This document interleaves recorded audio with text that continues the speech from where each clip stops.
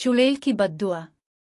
एक दूर दराज गांव में, जिसका नाम चांदपुर था, वहां लोगों का मानना था कि जंगल के करीब रहने वाली पुरानी वीरान हवेली में एक चुड़ैल रहती है। इस हवेली के बारे में मशहूर था कि जो कोई भी इसके करीब जाता वो बद्दुआ का शिकार होकर बर्बाद हो जाता। चांदपुर के लोग हवेली से दूर रहने में ही अपनी भलाई समझते थे, मगर गांव के रईस जमींदार करीम शाह इन बातों पर यकीन नहीं रखते थे। वो एक मगरूर और खुद गरज इंसान थे जो अपने फायदे के लिए किसी भी हद तक जा सकते थे। एक दिन करीम शाह को पता चला कि जंगल के पार एक नायाब जड़ी बूटी मौजूद है जो बहुत कीमती है और शहर में अच्छी कीमत पर फरोख्त होगी। इसने अपने नौकरों को हुक्म दिया कि वो जंगल जाएं और वो जड़ी बूटी तलाश करें, मगर नौकरों ने साफ इनकार कर दिया क्योंकि वो चुड़ैल के खौफ से कांप रहे थे।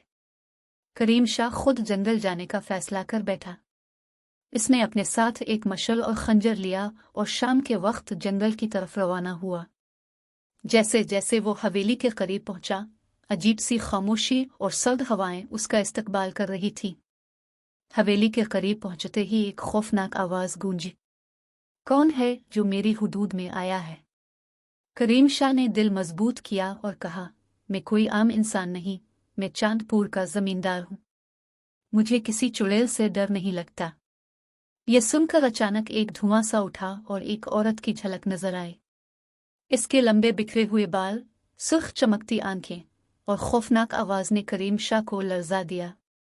वो चुड़ैल बोली, तुम्हारी ये जुर्रत मेरे इलाके में कदम रखने की? करीम शाह अपनी अना में चुड़ैल को धमकी देते हुए बोला, तुम जैसी चुड़ैलें मेरे सामने कुछ भी नहीं। मैं यहां सिर्फ अपनी जरूरत के लिए आया हूं। चुड़ैल ने हंसकर कहा, तुम्हारी खुद गर्जी तुम्हें बर्बाद करेगी इंसान। और उसने बद्दुआ देते हुए कहा, जिस दौलत पर तुम इतना गुरूर करते हो वही दौलत तुम्हारे लिए अजाब बन जाएगी। तुम्हारा हर कदम तुम्हारे जवाल की तरफ ले जाएगा। करीम शाह ने इसकी बातों को नजरअंदाज किया और वापस गांव लौट आया, मगर उसकी जिंदगी इस दिन के बाद बदल गई। पहले पहल इसकी जमीनों पर फसलें तबाह होने लगी, फिर इसके कारोबार में नुकसान हुआ।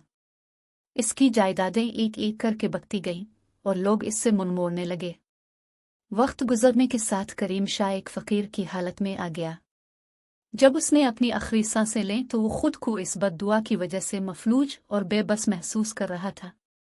इसकी मौत के बाद गांव के लोग इस कहानी को सुनकर और ज्यादा खौफजदा हो गए।